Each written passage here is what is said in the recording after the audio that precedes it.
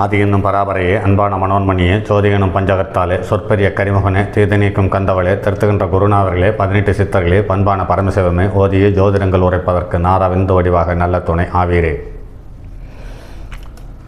உலகில் உள்ள தமிழ் பேசும் அனைத்து நல்லுள்ளங்களுக்கும் இன்று இந்த காணொலியை காலம் உங்களுக்கும் ஆஸ்ட்ரோராஜின் இனிய நல்வணக்கங்கள்.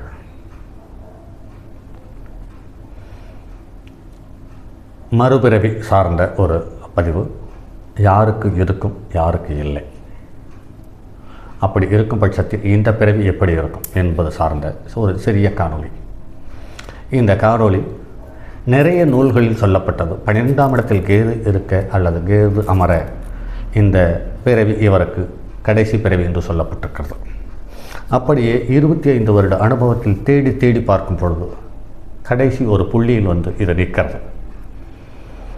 அந்த புள்ளியினுடைய ஆரம்பத்தில் அரிது அரிது மானிடராக பிறப்பது அரிது, அதிலும் கூன் குருடு செவிடு பேடு நீங்கி பிறப்பது அரிது என்று சொல்லப்பட்டிருக்கிறது. இந்த பூவுலகில் பிறந்தவர்கள் அனைவரும் ஏதாவது ஒரு விதத்தில் ஒரு சில சந்தோஷங்களையும் கௌரவமான செல்வாக்கையும் அனுபவிக்கிறார்கள். ஒரு சிலவர்கள் அவமானத்தையும் சிரமத்தையும் சங்கடத்தையும் சந்திக்கிறார்கள்.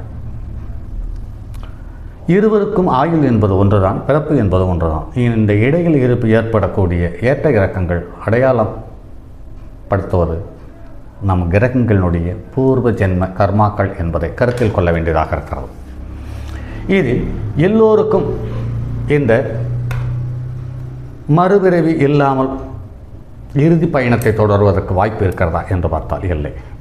இந்த மறுபிறவியை தரக்கூடிய கிரக அமைப்பு எது என்று பார்க்கும் பொழுது அசுபதி மகம் மூலம் இந்த 3 நட்சத்திரமும் இந்த 3 நட்சத்திரத்தை பெறக்கூடிய ராசி வீடுகள் 12ஆம் வீடாக அமைந்து அந்த 12ஆம் வீட்டில் அமைய இருக்கக்கூடிய கேதுவனுடைய நட்சத்திரத்தில் அமர்ந்து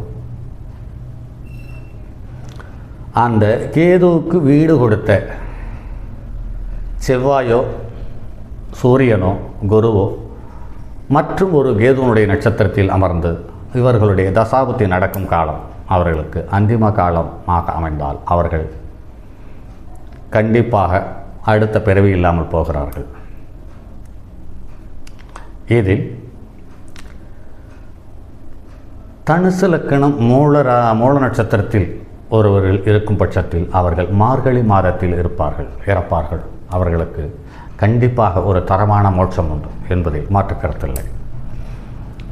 மற்ற மேசராசியிலேயும் சிம்ம ராசியிலேயும் பிறப்பவர்கள், அசுபதி நட்சத்திரத்திலும் மக நட்சத்திரத்திலும் இருப்பவர்கள் தொந்தரவு இல்லாமல் பயணப்பட்டு கொண்டிருக்கிறார்கள் அல்லது தொந்தரவு இல்லாமல் பயணத்தை முடித்து கொண்டார்கள் என்பதை மட்டும் கருத்தில் கொள்ளலாமே ஒழி மற்றபடி ஒரு பெரிய திருப்தி என்பது கிடையாது. அதே சமயத்தில் மார்கழியில் இறப்பவர்கள், மார்கழியில் மூலத்தில் இறப்பவர்கள் அதற்கு பின்னால் நிறைய குடும்பங்களில் அவர்களை தெய்வமாக வணங்கியிருக்கிறார்கள் என்பதை அடையாளம் காண முடிந்திருக்கிறது. இது இல்லாமல் இந்த மார்கழியில் வரக்கூடிய மூல நட்சத்திரத்தில் 2ஆம் பாதத்திலேயும் 3ஆம் பாதத்திலேயும் பிறந்தவர்கள் அதே மார்கழியில் 3ஆம் பாதத்திலும் 2ஆம் பாதத்திலேயும் மூல நட்சத்திரத்தில் இறந்தவர்கள் தெய்வமாக கொண்டாடக்கூடிய தகுதியோடு இறந்திருக்கிறார்கள். அவர்களை இன்னும் ஒரு சில குடும்பங்களில் தெய்வமாக வணங்கி வருகிறார்கள். அப்படி குல தெய்வமாக வணங்கி வரும் பெரும்பாலான தெய்வங்கள் இந்த மார்கழியில் இறந்தவர்கள் என்று சொல்ல கேள்விப்பட்டிருக்கிறோம்.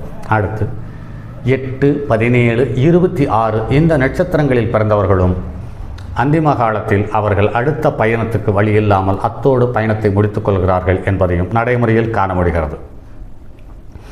அதே சமயத்தில் இதில் 8வது நட்சத்திரமான அல்லது 8வது எண்களில் இருக்கக்கூடிய தகுதியுள்ள ஒரு மனிதன் பிறப்போ இறப்போ நடக்கும் பட்சத்தில் அவர்கள் கர்ண கடோரமான அவமானங்களையும் இழப்பங்களையும் சங்கடங்களையும் சந்திக்கிறார்கள். 17வது நட்சத்திரத்தில் அல்லது 17வது எண்ணில் பிறந்தவர்கள் சற்று பலமான ஏற்ற இறக்கத்துக்கு உள்ளாகிறார்கள். இருந்தாலும் இவர்களுக்கு அதிகமான கேவலமோ அல்லது பலமான இழப்பையோ சந்திப்பதில்லை. அப்படியே சந்தித்தாலும் அவர்களுடைய மனம் அதை உள்ளூர உணர்கிறதை ஒழிய வெளியில் பெரிய பாதிப்பை நெருக்கடி தருவதில்லை. அதே சமயத்தில் 26ஆம் தேதி அல்லது 26வது நட்சத்திரத்தில் பிறந்தவர்கள் பலமான பாதிப்புகளையும் சங்கடங்களையும் சந்திக்கிறார்கள். இதனுடைய லாப நஷ்டங்களை பாதிப்பை அடுத்தவர்களுக்கு கைமாற்றி தந்து விடுகிறார்கள் என்பதை கருத்தில் கொள்ள வேண்டியதாக இருக்கிறது. அதே சமயத்தில் 17ஆம் தேதியில் பிறந்தவர்கள் அழகாகவும் ரம்மியமான உடை உடுத்தக்கூடியவர்களாகவும் ஒப்பனையினுடைய ஈடுபாடு அதிகமானவர்களாகவும் இருக்கிறார்கள். 8ஆம் தேதியில் பிறந்தவர்கள் அதாவது 8வது எண்ணில் பிறந்தவர்கள் இவர்கள் கடின உழைப்பு இருக்கிறது. அதே சமயத்தில் கரடமுரடான உறவும் கொண்டவர்களாகவும் இருக்கிறார்கள் என்பதை நடைமுறையில் பார்க்க முடிகிறது.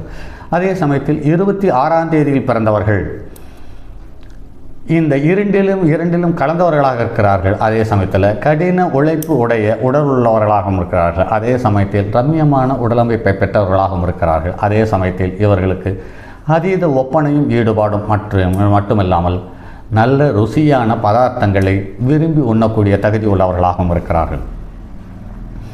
இப்படி 8ஆம் தேதியில் பிறந்தவர்களுக்கு என்று பார்க்கும் பொழுது 1, 4, 6, 8ஆம் தேதியில் பிறந்த பெண்ணை அதிர்ஷ்டமான நாட்களில் கைப்பிடிக்கக்கூடிய வாய்ப்பு அமைஞ்சால் இந்த 8ஆம் தேதியினால் வரக்கூடிய பெரிய பாதிப்புகளையும் சங்கடங்களையும் இவர்கள் கொஞ்சம் கொஞ்சமாக அதிலிருந்து விலகி வருவதற்கான வாய்ப்பை பெறுகிறார்கள். அதே சமயத்தில் 17ஆம் தேதியில் பிறந்தவர்களுக்கும் இந்த எண்களில் பிறந்த பெண்களே வாழ்க்கை துணையாக வரும் பொழுது அதையும் யோகத்தையும் செல்வாக்கையும் அள்ளித்தந்து விடுகிறார்கள். 26ஆம் தேதியில் பிறந்தவர்களுக்கும் அல்லது 26 எண்ணை தொடர்பு கொண்டவர்களுக்கும் இந்த சங்கடங்களையும் பிரச்சனைகளிலிருந்து வெளிவருவதற்கான வாய்ப்பை உண்டு பண்ணி தருகிறது.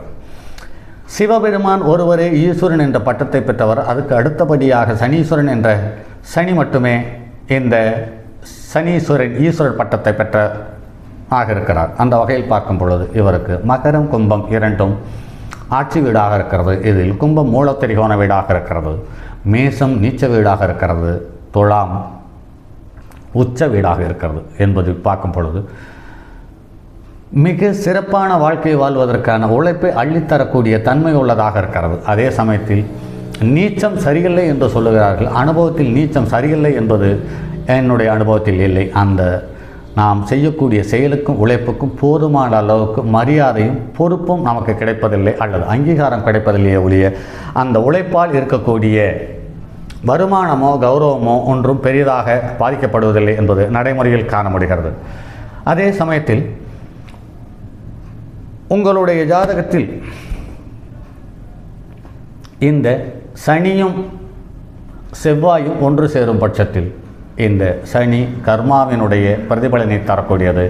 இந்த சனிக்கு எதிர்வாத குணம் கொண்ட செவ்வாயோடு சேரும் பொழுது இந்த பிறவி என்பது கர்ண கடூரமான பல அவமானங்களையும் சிரமங்களையும் அள்ளித்தந்து விடுகிறது.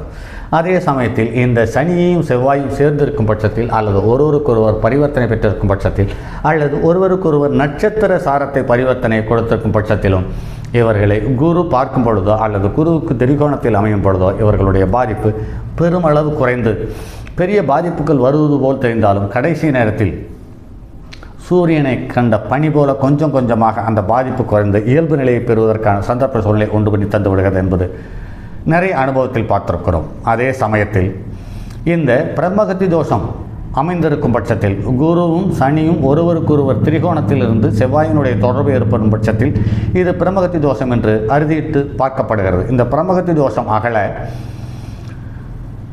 அல்லது பிரம்மகத்தி தோஷத்தினுடைய பாதிப்பு குறைய தஞ்சை மாவட்டம் திருவிடைமருதூர் சென்று பௌர்ணமி நாளில் அல்லது ஜென்ம நட்சத்திரத்தில் மகாலிங்க சுவாமி கோவிலில் வழிபட அல்லது அர்ச்சனை செய்து வர இவர்களுக்கு அந்த பிரச்சனையிலிருந்து கொஞ்சம் கொஞ்சமாக விடுபட்டு இயல்பான வாழ்க்கை வாழ்வதற்கான சந்தர்ப்ப சூழ்நிலை அமைந்து விடுகிறது என்பதை நடைமுறையில் காண முடிகிறது.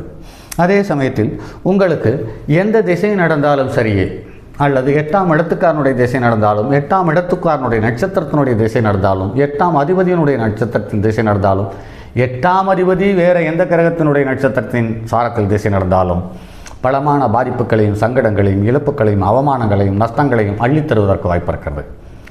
இதையெல்லாம் கடக்க வேண்டுமென்றால் சனியினுடைய காரகத்துவத்தை மனதார இறுக்கி பிடியுங்கள். அதாவது உழைப்பை கர்ண கடூரமான முறையில் ரசிக்க பழகுங்கள் அல்லது காதலியுங்கள்.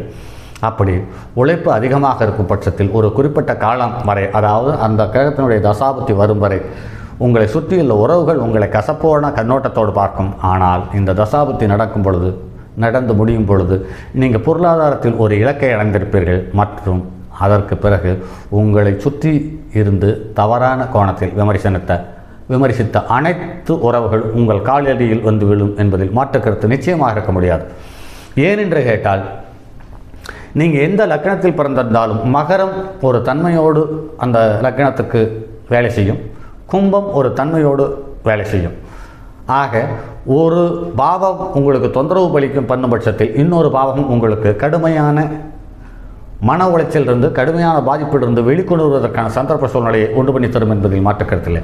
ஆக அதனால் தான் என்னவோ காலபுருஷ லக்கினத்துக்கு 10ஆம் இடம் ஜீவனஸ்தானத்தை வலுவாக கொடுத்து அந்த ஜீவனத்தில் வலுவான எண்ணத்தையும் செயலையும் உங்களால் உட்படுத்த முடியுமானால் 11ஆம் இடம் என்ற அபிலாசையை பூர்த்தி செய்யக்கூடிய லாபத்தை அந்த கிரகம் அள்ளித்தருகிறது என்பதனால் தானே என்னவோ இந்த இரண்டையும் சனீஸ்வரனுக்கு கொடுத்திருப்பார்களோ என்று எண்ண தோன்றுகிறது. சரி நண்பர்களே, ஸோ உழைப்பை காதலியுங்கள், உழைப்பை பரிபூரணமாக விரும்புங்கள். உங்களை எந்தவித கர்ண கடோரமான தசாபுத்திகளாக இருந்தாலும் அந்த திசையை கடக்கும் பொழுது நீங்கள் பொருளாதாரத்தில் ஒரு சிறப்பான நிலையை எட்டியிருப்பீர்கள். அதற்கு பின் உலகம் உங்களை ரசிக்கும், உங்களை பார்த்து சிரிக்கும் என்பதில் மாற்றுக்கருத்தில்லை. மற்றும் அடுத்தது ஒரு பதிவில் சந்திப்போம். அதுவரை உங்களிடமிருந்து விடைபெறுவது உங்கள் அன்பு நண்பன் எம் ராஜரத்னம். என்னுடைய அலைபேசி எண் 9789799999 மற்றும் ஒரு எண் 979113199649. சரி நண்பர்களே, நான் தரும் காணொளிகள் அனைத்தும் இந்த காணொளியில் அதிகபட்சம் எந்த தகவலும் இல்லை என்று எந்த ஒரு நண்பரும் ஒதுக்க முடியாது. ஆக தொடர்ந்து காணொளியை பாருங்கள். அதே சமயத்தில் காணொளியை பார்ப்பவர்கள் உங்களுடைய கருத்துக்களை என்னுடைய கருத்து பெட்டியில் அனுமதியுங்கள். அது எனக்கு இன்னும் நிறைய சிந்தித்து உங்களுக்கு தரும் பதிவுகளை இன்னும் மேம்படுத்தவோ அல்லது அதிகப்படுத்தவோ பரிபூரணமாக உதவி செய்யும் என்பதில் மாற்றுக்கருத்தில்லை. சரி நண்பர்களே, அடுத்தது ஒரு பதிவில் சந்திப்போம். தங்கமான் மழுவோடேந்தி தன்மதி தலையில் கொண்டோன் மங்கையர் பதிக்கு சொன்ன மாமொழி ஜோதிடத்தை இங்கு யாம் உரைப்பதற்கோ எமை என்னும் பிழை வராமல் காக்க செங்கன் மால் மருகன் யானைச்சரன் பதம் காப்பராமே.